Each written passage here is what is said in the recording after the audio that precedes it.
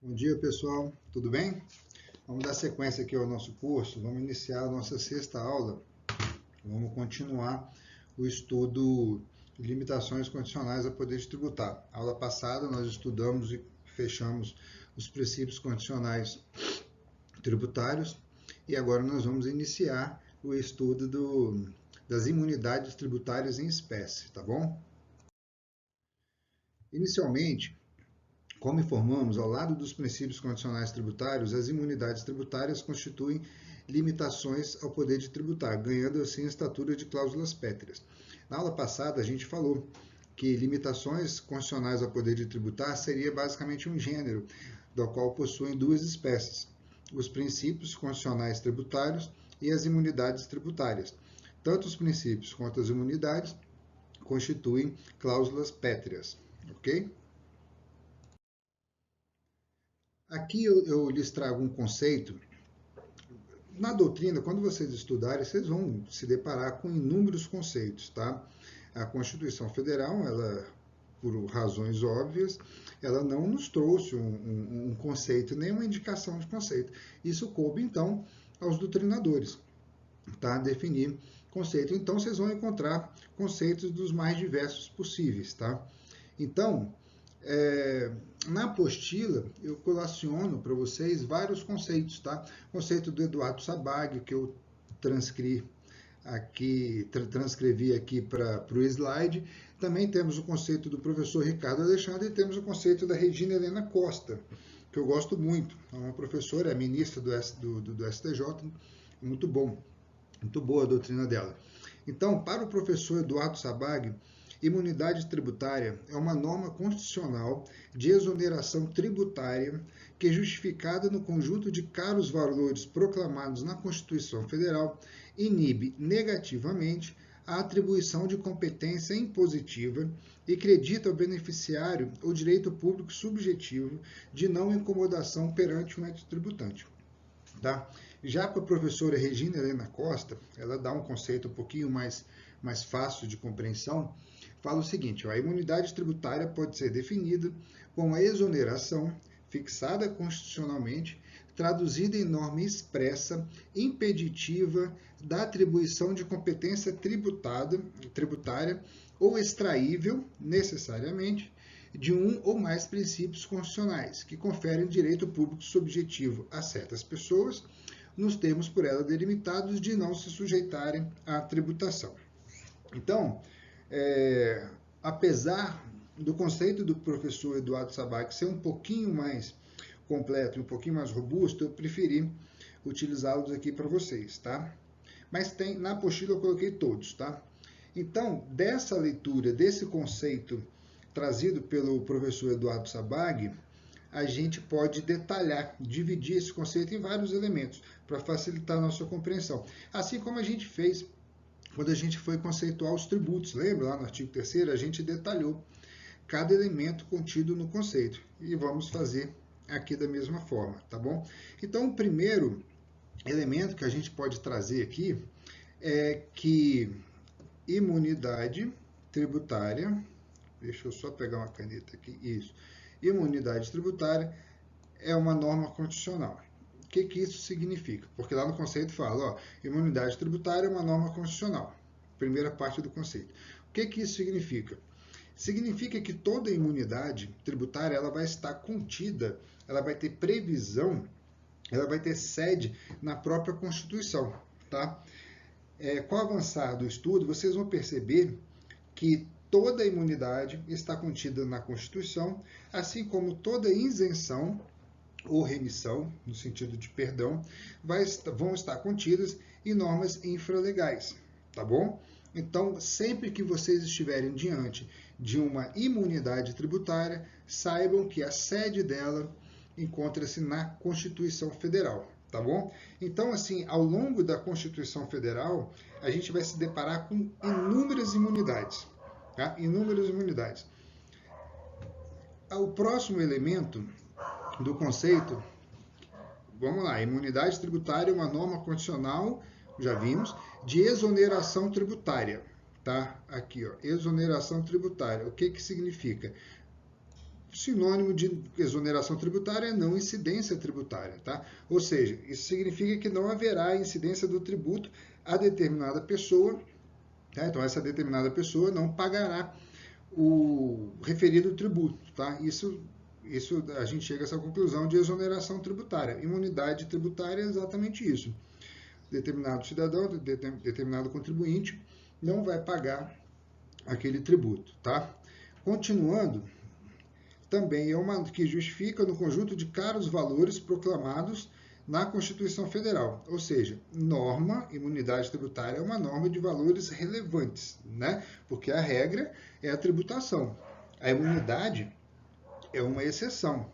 E por ser uma exceção, ela tem que proteger alguns valores tidos como relevantes pela Constituição Federal, tá? Então a Constituição Federal, como vocês sabem, ela vem fundamentando alguns valores, tais como liberdade religiosa, liberdade política, liberdade sindical, liberdade de expressão.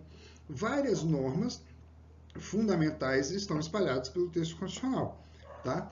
Então, quando a gente estiver diante de não incidência, ou seja, quando a gente estiver diante de imunidade tributária, certamente essa imunidade tributária terá como fundamento algum valor relevante assim determinado pela Constituição Federal. Tá? Então, por exemplo, quando a gente percebe que não há incidência de IPTU, né, IPTU, imóvel urbano, né, de determinada igreja, o que a Constituição Federal está fazendo?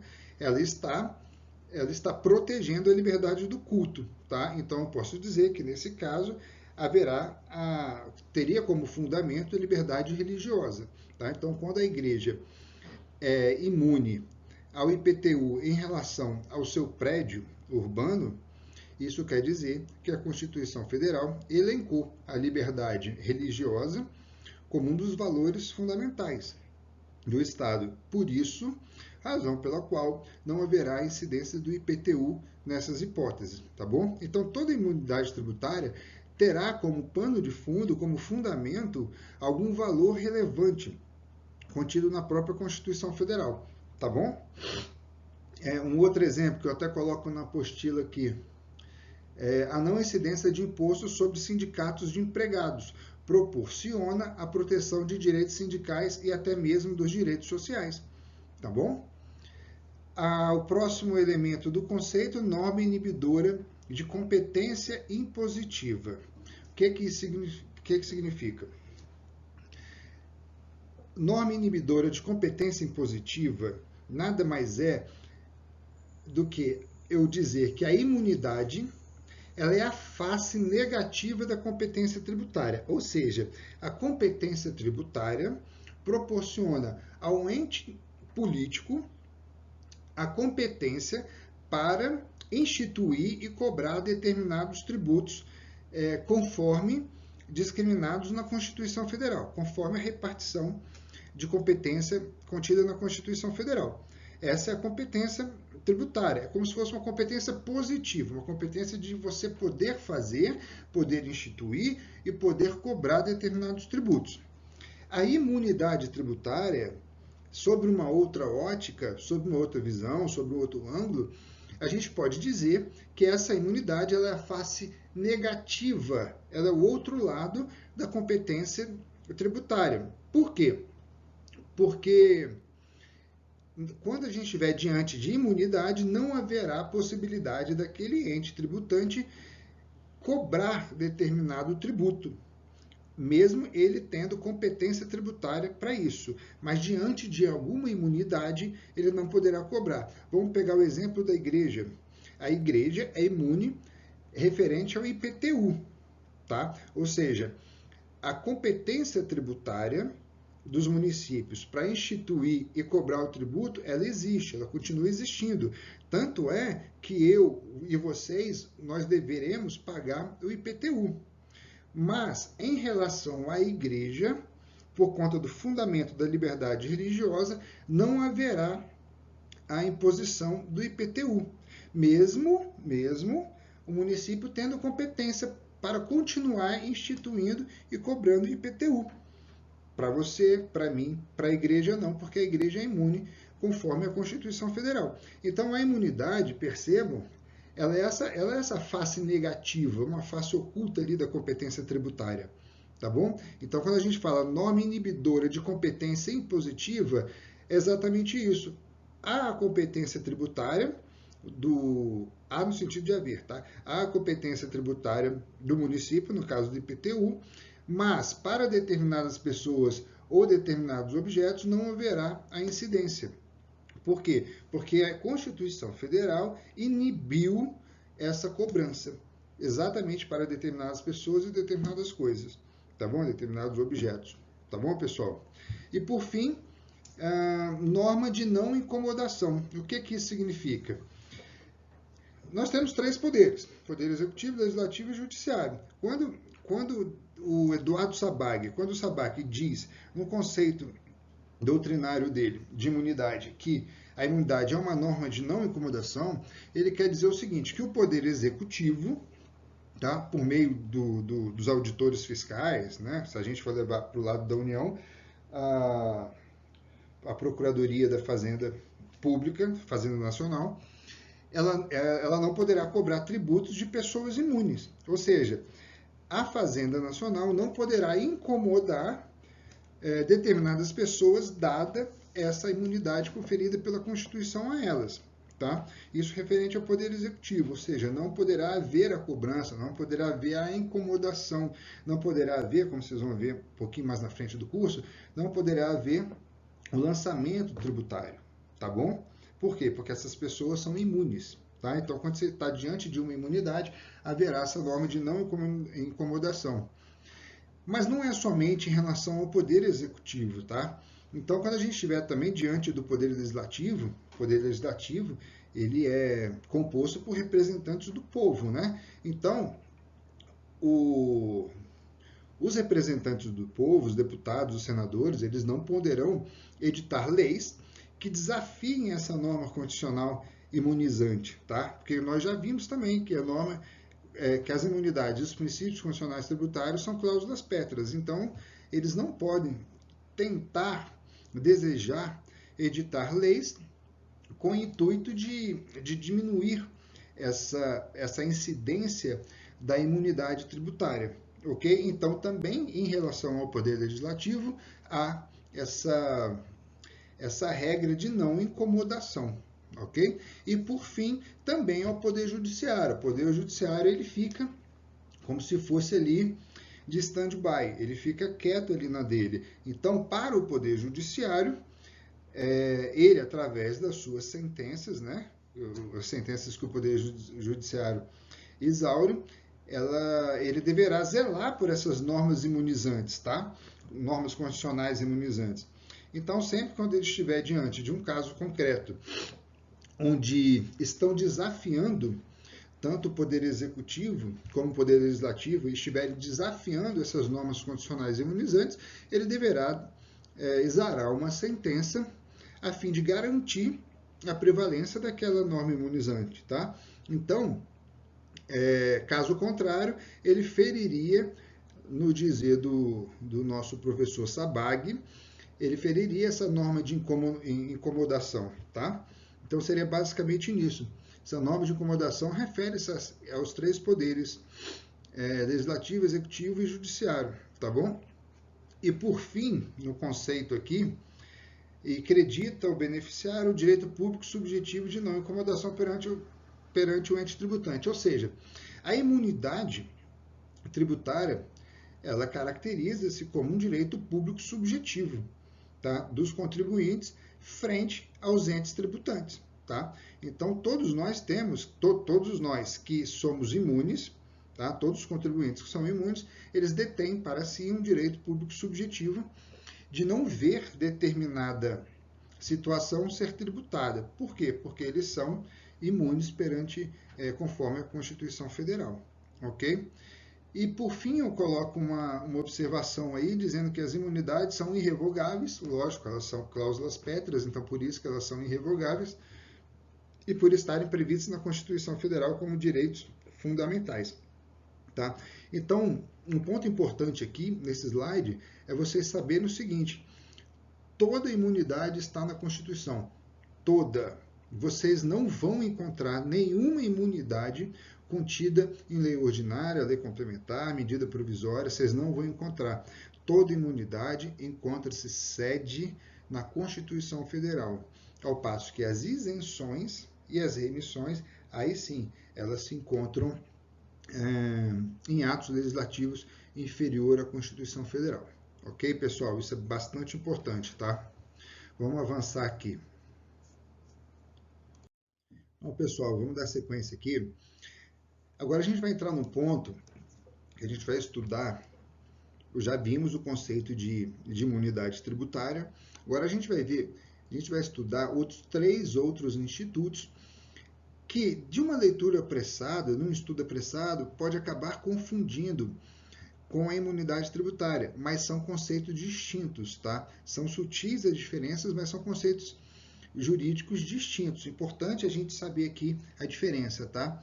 Então, a gente vai estudar aqui, eu até coloco no título, institutos assemelhados, distinção entre imunidade, isenção, não incidência tributária e alíquota zero. Todos esses 4 institutos, eles são diferentes entre si, tá bom? Então, eu não quero que vocês corram esse risco, tá, de confundir os conceitos, tá? Ou achar que todos eles são sinônimos, tá? Então, ó, sobre o aspecto jurídico, o fenômeno da incidência tributária está ligado à ocorrência na realidade fática da hipótese abstrativamente prevista na lei tributária como necessária e suficiente para o surgimento da obrigação tributária. O que isso quer dizer? Isso é aquela fórmula para a gente chegar numa obrigação tributária. Tá? A fórmula é o seguinte: a gente vai estudar nas aulas seguintes, mas eu já falei em várias passagens nas aulas antigas também sobre essa fórmula. Então, hipótese de incidência tributária, que é aquela hipótese prevista pela lei de forma abstrata, hipótese de incidência tributária somada ao fato gerador. O fato gerador é a realização em concreto, na vida real, da hipótese de incidência tributária. Essa realização é feita pelo contribuinte, né? Então, hipótese de incidência tributária que está no mundo abstrato, somada ao fato gerador, que está no mundo concreto, vai originar a obrigação tributária. Tá? Vocês vão ver mais na frente também que a obrigação tributária é constituída pelo lançamento tributário. Então, saibam disso. Hipótese de incidência tributária somada ao fato gerador ocasiona a obrigação tributária. Então, vocês podem falar também no sentido contrário. Toda obrigação tributária nada mais é do que a soma da hipótese tributária com o fato gerador, em concreto. Tá? A gente viu também que existem várias denominações para a hipótese de incidência e para o fato gerador. Tá? Então, é basicamente isso. Então, a regra, qual que é a regra? A regra é o pagamento dos tributos, tá?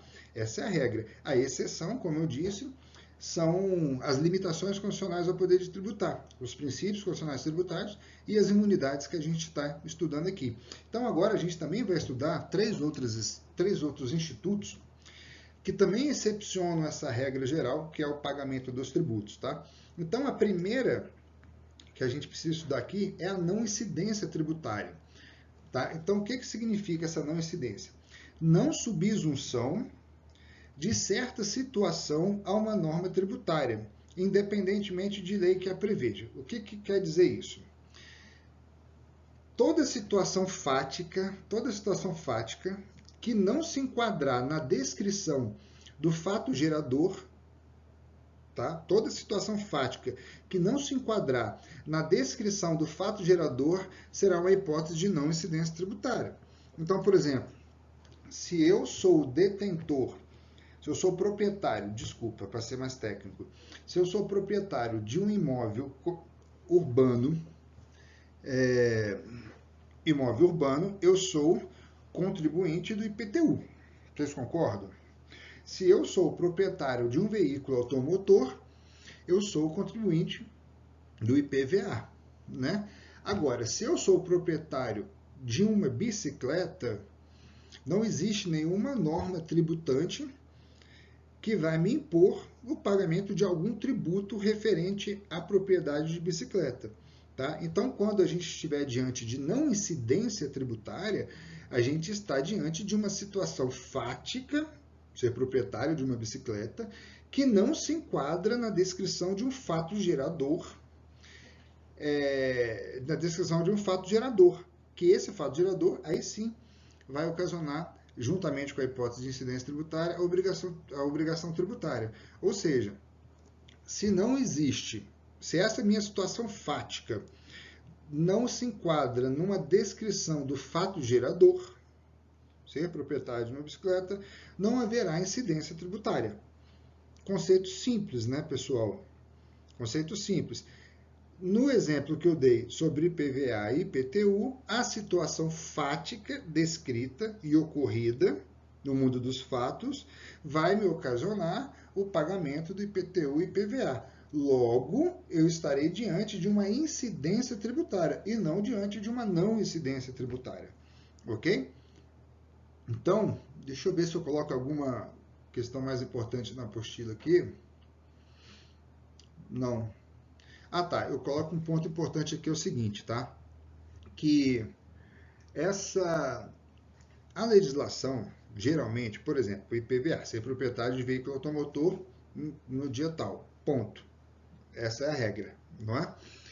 Só que determinada norma jurídica, determinada espécie legislativa que venha a instituir determinado tributo, ela pode vir também a fim de aclarar o alcance do seu conceito, ou prescrevendo, ou tentando impedir qualquer interpretação extensiva a essa legislação, ela pode vir discriminando mais a hipótese de incidência tributária. O que eu quero dizer com isso? Deixa eu pegar um exemplo para vocês. Vamos supor que determinada espécie legislativa preveja a instituição e a cobrança de tributos quando ocorrer as situações fáticas A, B e C. Vamos supor. Então, ocorrendo no mundo concreto as hipóteses A, B e C, haverá incidência tributária. De tal forma que eu posso chegar, por via de consequência, a afirmar que as hipóteses D, E e F não incidirão tributos sobre elas. Por quê? Porque não haverá incidência. E por que não haverá incidência? Porque elas não estão descritas na espécie legislativa, na lei que instituiu aquele tributo. Tá? Se a lei falou hipóteses A, B e C ocorrendo, haverá incidência tributária. Então, eu posso concluir que as hipóteses D, E e F, mesmo ocorrendo no mundo dos fatos, não haverá incidência porque não está prevista na legislação. Tá? Mas pode ocorrer que uma hipótese Y, uma hipótese Z, uma hipótese W, seja muito semelhante à hipótese A, por exemplo. Então, pode haver dúvidas sobre interpretações. Ah, essa hipótese X, essa hipótese Y, essa hipótese Z, ela se adequa, ela é uma situação fática ocorrida para fazer frente àquela legislação tributária? Então, será que deve haver a incidência tributária ou não? Pode haver essa dúvida. E na dúvida, a gente sabe que na prática, os entes políticos acabam cobrando. Né? É melhor eu cobrar do que deixar de cobrar diante de uma dúvida. Eles pensam dessa forma. Então, às vezes, o legislador, para tentar aclarar esse alcance da legislação e impedir determinadas interpretações extensivas, eles acabam falando mais, tá, do que devia. Então, eles acabam falando, serão hipóteses, ocorrendo as hipóteses A, B e C, haverá incidência tributária. Parágrafo 1º, sei lá o quê. A hipótese X, diante da hipótese X, não haverá incidência tributária. Ou seja, ele está aclarando ainda mais o conceito, tá, da incidência tributária. Isso vem facilitar os contribuintes e os operadores do direito, tá bom? Então, a gente pode vislumbrar isso na prática, tá bom? O próximo assunto aqui, que é um outro Instituto Jurídico, importante aqui nessa parte, é sobre, eu vou falar agora, eu vou pular a questão da alíquota zero aqui, que eu botei aqui em segundo plano, eu vou falar sobre a isenção. Isenção, eu já comecei, me antecipei um pouquinho, que eu falei que isenção está sempre em normas infralegais, tá? E infraconstitucionais, tá bom? Então, eu posso dizer que a isenção é uma autolimitação da competência tributária feita pelo próprio ente federativo que detém essa competência tributária, e por ele deter essa competência tributária, ele pode instituir o tributo sob determinada situação, mas, por questões políticas, ele opta por deixá-la de fora da aplicação da norma, né? Professor, pelo amor de Deus, o que você está querendo dizer com isso? Estou querendo dizer o seguinte, quando a gente estiver diante de uma isenção tributária, eu estou querendo dizer o seguinte, o ente tributante, ele detém a competência tributária para instituir determinado tributo. Mas por questões políticas, ele resolve não aplicar, não incidir esse tributo em relação a determinada situação fática, tá? Ou seja, ele continua detendo aquela competência política, tá? Para si, mas em relação a determinadas situações, ele vai deixar de fora a aplicação dessa norma. Essa norma não vai ser aplicada em determinadas situações, tá? Então, vamos ver se a primeira grande diferença, tá, pessoal? Isso eu quero que vocês gravem mesmo. Imunidade na Constituição, está prevista na Constituição, isenção em legislação infraconstitucional, tá? Então, sempre que, por questões políticas, por exemplo, o município pode chegar e falar assim, olha, determinadas pessoas, você quer ver um exemplo? Sobre IPTU, por exemplo, o município pode chegar a conceder e concede isenção tributária para os proprietários de imóveis localizados no município, imóveis urbanos, para os contribuintes que possuem 65 anos ou mais. Então, ou seja, aquele contribuinte que tem mais de 65 anos de idade, ele não pagará determinado tributo. Qual tributo? IPTU. E por que ele não vai pagar? Porque o ente tributante, o ente que detém a competência tributária, instituiu, criou, elaborou uma norma isentando pessoas acima de 65 anos de pagar o tributo, pagar o IPTU. Isso é o quê? Isso é uma norma de política, tá? Então saibam disso. Essa é uma diferença grande da imunidade, porque a imunidade já vem prevista na Constituição, tá? A isenção não. A isenção ela vem prevista numa legislação infraconstitucional e advém de decisões políticas do ente tributante, tá bom? E não se aplica indistintamente, não, tá? Agora, quando vocês estiverem estudando a Constituição Federal, cadê até meu vademecum? Eu falo tanto, tá aqui atrás, peraí. Vocês vão perceber, da leitura da Constituição, que o poder constituinte originário, por diversas vezes, por diversas passagens no texto constitucional, ele não observou uma boa técnica na escrita, tá? Ele foi bem atécnico. Então, às vezes, quando ele deveria falar, quando ele estava se referindo à imunidade, ele se referiu à isenção.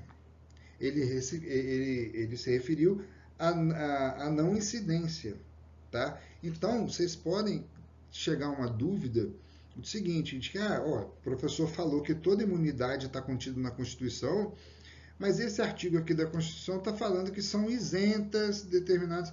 Então, isso se trata de uma isenção e não imunidade, tá? Então, nesses pontos, vocês precisam ter bastante atenção que o legislador, o poder constituinte originário, ele se equivocou. Ele deveria ter falado imunidade, mas citou outras espécies, tá? Então, eu vou trazer alguns exemplos para vocês aqui. Por exemplo, o artigo 195, aí eu peço que vocês abram a Constituição aí. O artigo 195, parágrafo 7º da Constituição fala o seguinte, são isentas de contribuição para a Seguridade Social. Na verdade, não são isentas, elas são imunes, Porque eu disse, toda imunidade está contida na Constituição. Tudo que se referir à isenção, à não incidência, na Constituição, eu quero que vocês interpretem e leiam como se fossem imunidades, tá? Então, o artigo 195, parágrafo 7º, em vez de estar escrito são isentas de contribuição, deveria ter escrito é imune de contribuição para a Seguridade Social, e aí dá sequência. Um outro exemplo, o artigo 184, parágrafo 5º, fala o seguinte, são isentas de impostos federais, estaduais e municipais, e aí continua. Ou seja, está falando de novo, são isentas, que pode levar a uma conclusão equivocada dos senhores, de que nós estamos diante de uma isenção. Na verdade, não estamos diante de uma imunidade. Então, o poder constituinte originário, o legislador, deveria ter escrito, são imunes de impostos federais, estaduais e municipais, e não são isentas, tá? Outros exemplos, ó, que aí é um exemplo mais complicado, mas olha só, o artigo 149, parágrafo 2º, inciso 1 da Constituição, fala o seguinte, as contribuições sociais e de intervenção no domínio econômico, de que trata o caput desse artigo, inciso 1, não incidirão. Acabamos de ver, acabamos de estudar o que significa não incidência tributária. Então, esse artigo, esse inciso 1 do parágrafo 2º do artigo 149, ele fala, né, não incidirão sobre as receitas decorrentes de importação. Na verdade, deveria falar que são imunes, tá bom? E não incidirão, tá? E o último exemplo está contido no artigo 156, parágrafo 2º da Constituição, que fala, o imposto previsto no inciso 2, o inciso 2 é o ITBI, não incide sobre a transmissão de bens ou direitos. Ou seja, deveria falar, é imune sobre a transmissão de bens e direitos. Tá bom, pessoal? Vamos dar sequência aqui.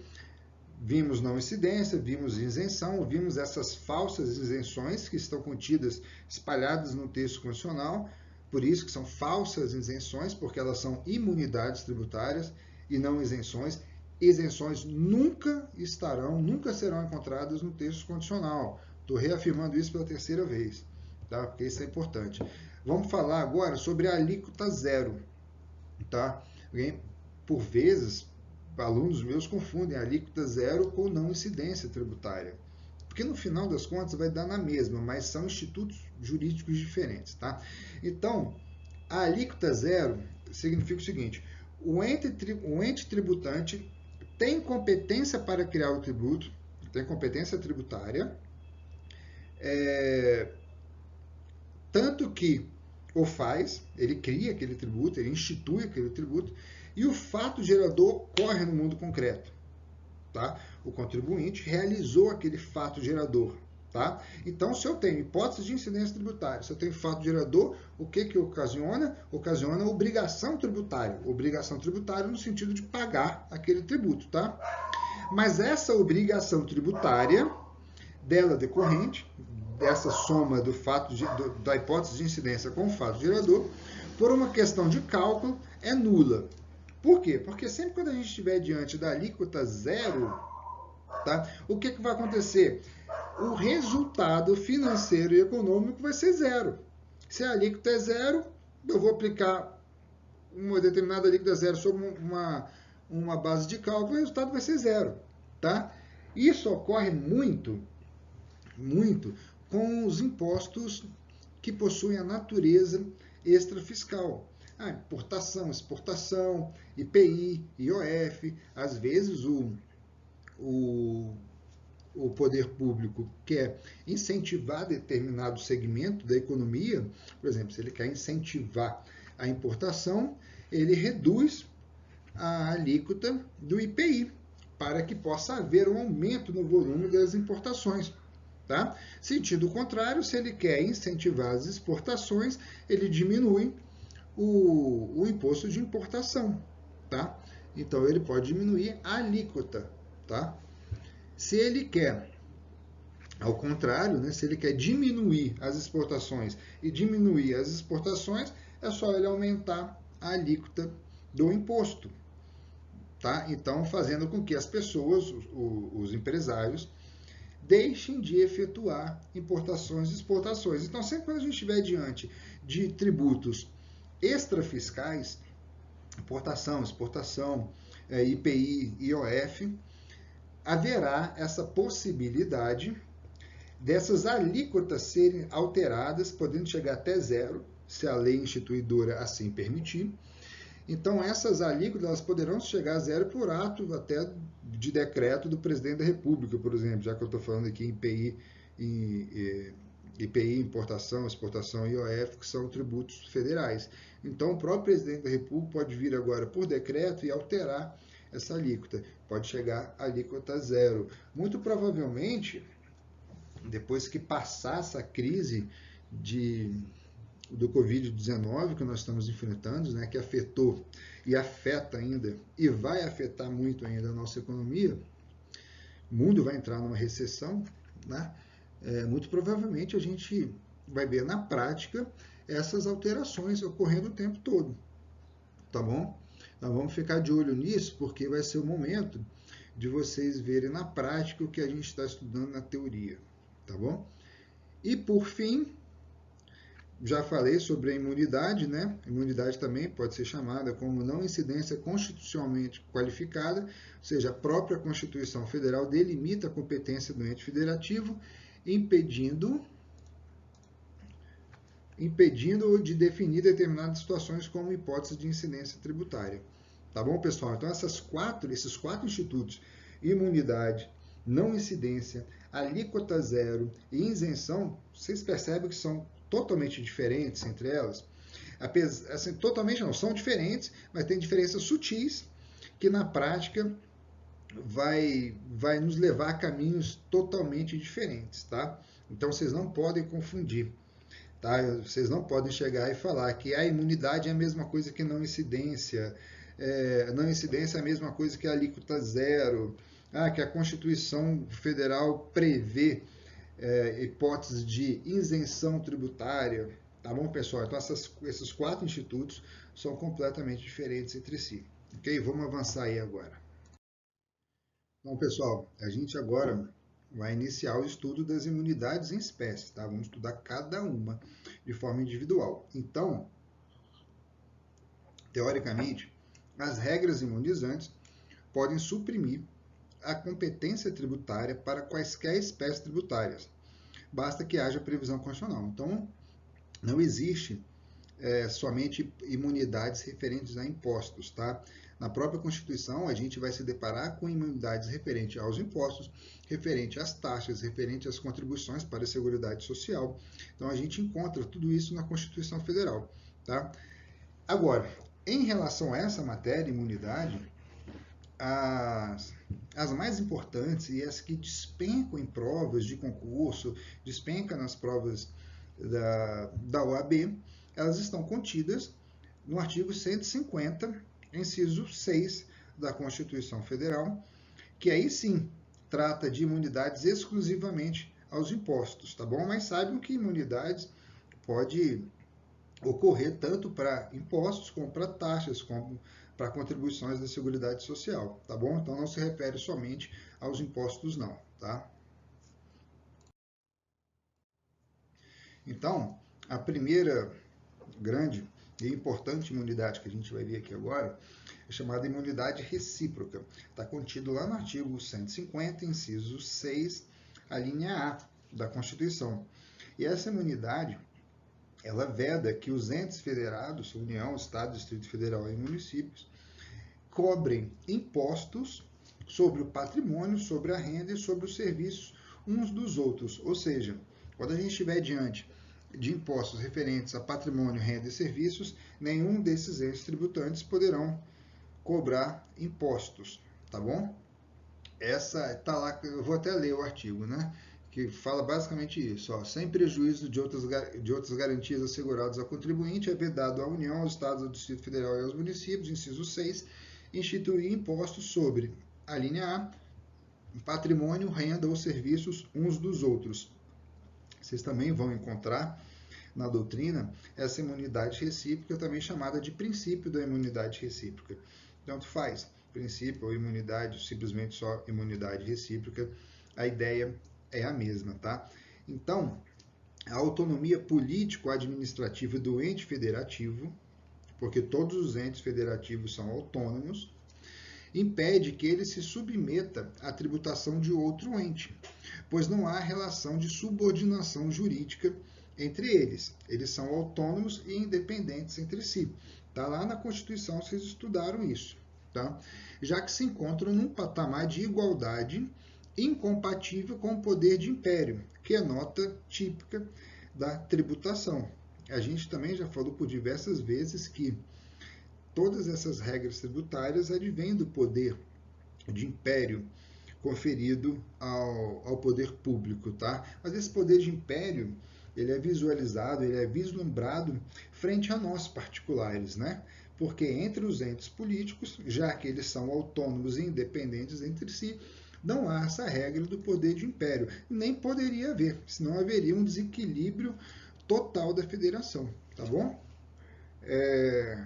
Então, portanto, trata-se de cláusula pétrea por configurar a importante regra protetiva do Pacto Federativo, ao impedir a sujeição de um ente federativo ao poder de tributar de outro. Isso a própria STF já falou sobre isso também, tá? Então, pessoal, um exemplo aqui de imunidade recíproca é o seguinte: os estados, né, como vocês sabem, eles detêm a competência tributária para instituir o IPVA, Imposto sobre o Veículo Automotor, tá?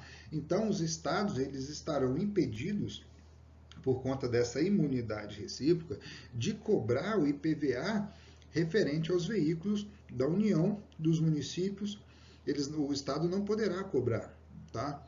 Então, e também da mesma forma os municípios, um outro exemplo, não pode cobrar IPTU de imóveis da União, dos estados, tá? Isso não pode acontecer. Não estou falando aqui Distrito Federal, porque o Distrito Federal detém aquela competência acumulativa, né? Competência estadual e municipal. Então, em relação ao IPTU, o município não pode cobrar o IPTU em relação à União e aos estados. E os estados não poderão cobrar IPVA dos veículos pertencentes à União e aos municípios, tá bom?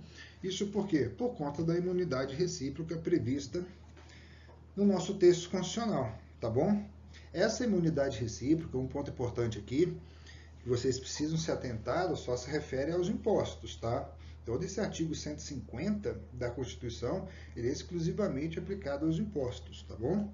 Então, o que eu quero dizer com isso? Se ele é só aplicado aos impostos, então pega o município, por exemplo. O município ele detém uma competência tributária para instituir as taxas. Nós já estudamos as taxas, né? Então, como exemplo, tem a taxa lá, aquela taxa de coleta de lixo, né?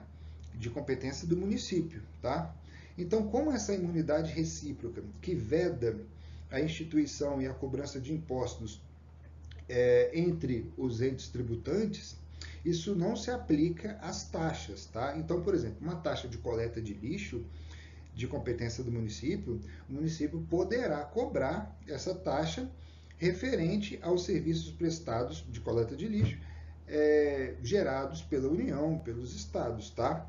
Então, se os estados e a União, suas repartições públicas, né, gerarem o serviço de coleta de lixo, o município poderá instituir e cobrar essa taxa de coleta de lixo dos estados e dos municípios, tá bom? Então, a imunidade recíproca, pessoal, só se aplica aos impostos, tá?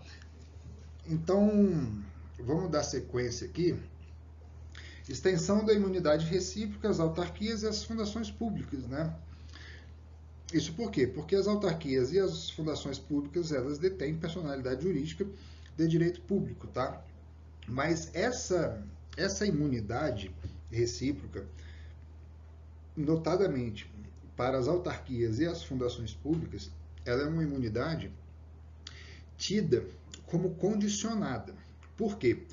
Porque para ocorrer essa imunidade recíproca, ela deverá, as atividades realizadas pelas autarquias e fundações públicas deverão ser vinculadas às suas finalidades ou às delas decorrentes, ou seja, finalidades essenciais são aquelas inerentes à própria natureza da entidade, os propósitos que levaram à sua constituição. Tá? Então, o que eu quero dizer com isso? Imagina que uma determinada autarquia seja proprietária de um prédio urbano. Tá? Se esse prédio urbano estiver vinculado às suas atividades, aos seus objetivos, né, institucionais, às suas finalidades institucionais, esse imóvel, esse prédio urbano, será imune ao IPTU.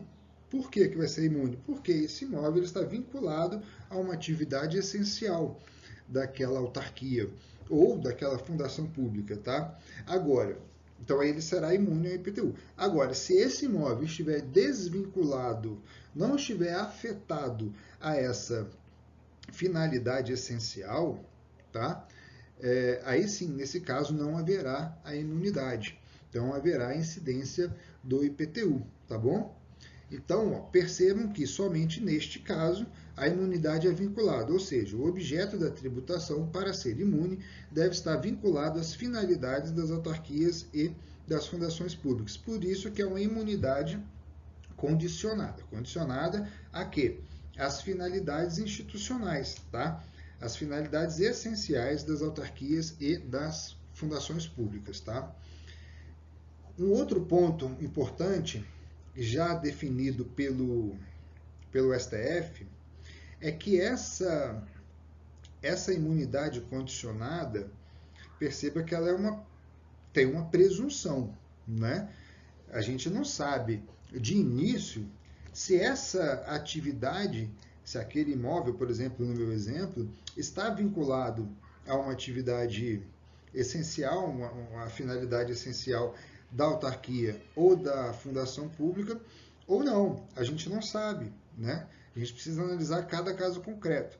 E o STF nos diz que essa presunção, ou seja, a presunção de vinculação à atividade essencial, essa é uma presunção relativa. Ou seja, se ela é uma presunção relativa, eu posso afirmar que o ônus probatório de que, por exemplo, no meu exemplo IPTU, que o ônus probatório que determinado imóvel não está afetado a essa destinação específica, essa finalidade essencial, compatível com os objetivos institucionais da autarquia ou da fundação pública, ela vai ser de responsabilidade. Quem deve provar isso é o próprio ente tributante, tá bom? E não a autarquia ou a fundação pública, tá? Por quê? Porque se trata de uma presunção relativa, tá? Se fosse uma presunção absoluta, aí sim, quem deveria fazer prova contrária é a autarquia ou a fundação pública. Como se trata de uma presunção relativa, é o próprio ente tributante, no nosso exemplo aqui, o IPTU, é o próprio município que vai ter esse ônus probatório de provar que aquele imóvel não está vinculado, não está afetado às suas atividades essenciais, tá bom? Isso é um ponto importante também, tá? Mas na prática, né? Mais no direito processual tributário, né? Que a gente encontra isso, saber quem é que tem esse ônus probatório, tá bom?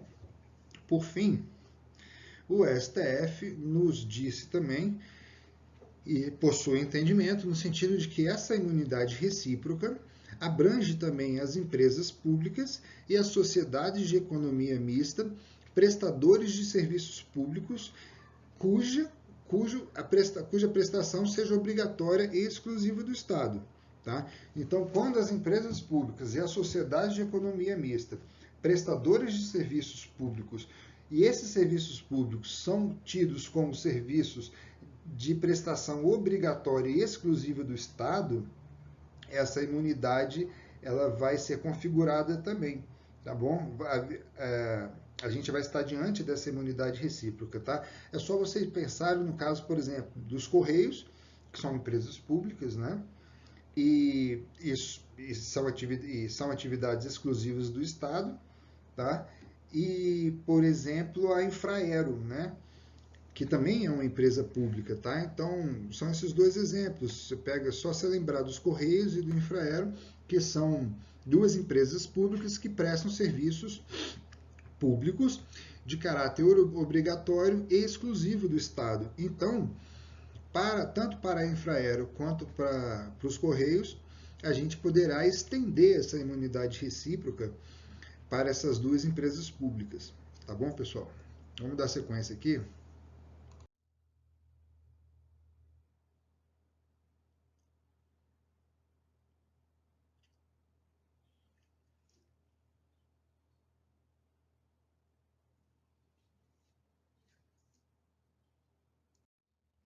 Vamos lá, pessoal. Hoje está difícil porque tá caindo aqui o tempo todo aqui. Mas vamos lá, ó. Um outro ponto importante ainda é sobre o tópico imunidade recíproca, tá? Então, afastamento da imunidade recíproca quando a gente estiver diante da exploração de atividades econômicas por parte do Estado, regidas por normas aplicáveis a empreendimentos privados, ou que haja contraprestação ou pagamento de preços ou tarifas pelos usuários. Está lá no artigo 150, parágrafo 3º. Tá? Dei uma olhada nisso. É o seguinte, pessoal. Por que haverá esse afastamento da imunidade recíproca quando a gente estiver diante do Estado, né, explorando atividades econômicas regidas por normas de direito civil, direito privado? Tá? Isso porque a imunidade tributária recíproca, né, nesse caso, não pode servir como um mecanismo de concorrência desleal. Porque quando o Estado estiver explorando economicamente a sua atividade com normas, com regime jurídico de direito privado, ela está concorrendo com as pessoas jurídicas de direito privado. Está concorrendo no mercado com essas empresas. Então, se houver essa imunidade, nesse caso, haveria uma concorrência desleal. As pessoas jurídicas de direito privado, já no início das tratativas de uma concorrência, já começariam perdendo. Por quê?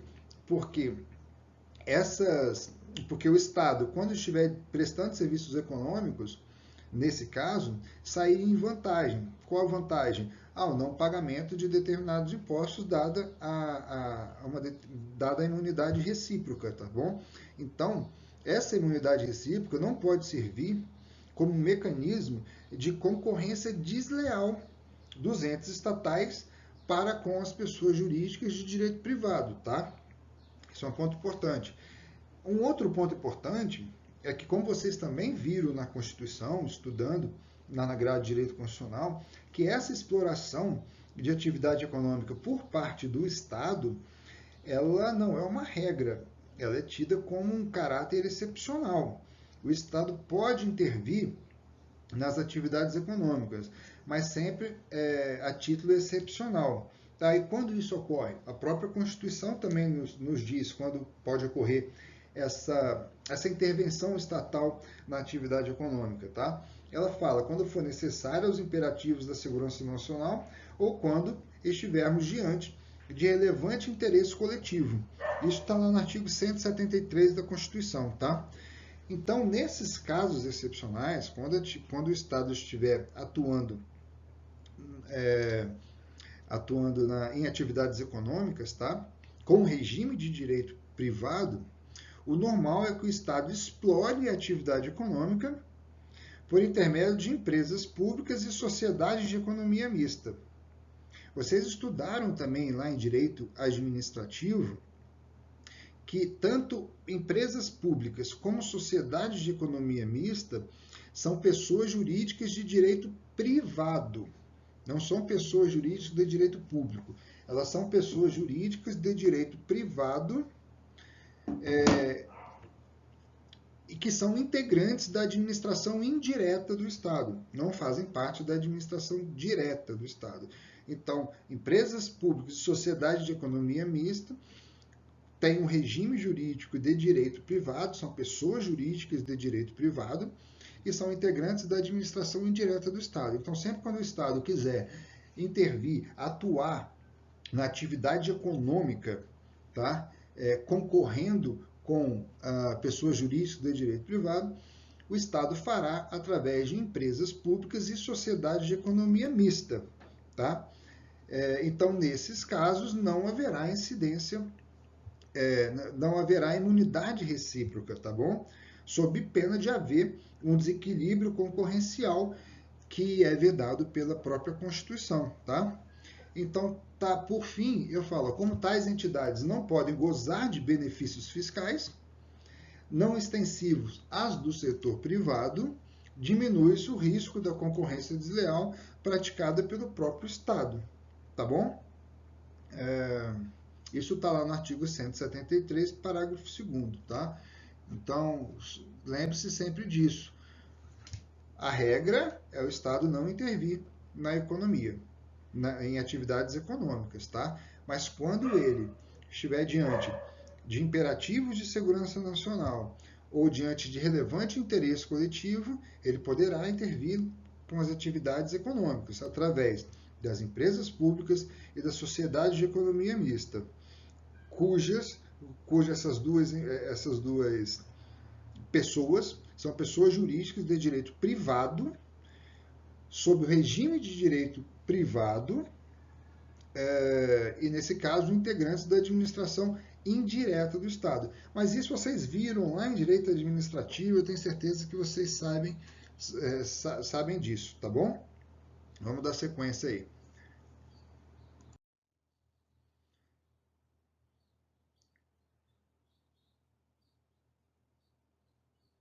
Pessoal, o seguinte, eu vi aqui, ó, já estamos com 56 minutos de aula, tá? Então, eu vou fazer o seguinte, agora a gente vai iniciar um outro assunto, imunidade tributária religiosa, é uma outra espécie de imunidade prevista no artigo 150 também da Constituição, e como nós já estamos com 56 minutos de aula, eu prometi que eu faria aulas mais reduzidas, né, menos extensas, para não cansá-los, né, e não sobrecarregá-los. Eu vou fazer o seguinte, eu vou parar por aqui, tá? Eu paro aqui na imunidade tributária religiosa e dou sequência na próxima aula, tá? Então a gente para por aqui. De qualquer forma, eu vou agora postar essa aula de número 6 para vocês, já com a apostila completa e com os slides completos também, tá? De tal forma que na nossa próxima aula, quando a gente retomar o assunto de imunidades tributárias, a partir da imunidade tributária religiosa, vocês já terão em mãos todos os slides e toda a nossa apostila, tá bom? Que fecha o assunto imunidade, tá? Então eu vou parar por aqui, peço desculpa caso venha a dificultar um pouco o estudo de vocês, mas senão a gente daria umas 2 horas direto aqui, poderia cansar os doutores, tá? Então é melhor parar por aqui, que eu acho que fica melhor, tá bom? Então, um forte abraço para todo mundo, me coloque à disposição aí para tirar qualquer dúvida, tá bom, pessoal? Abraço.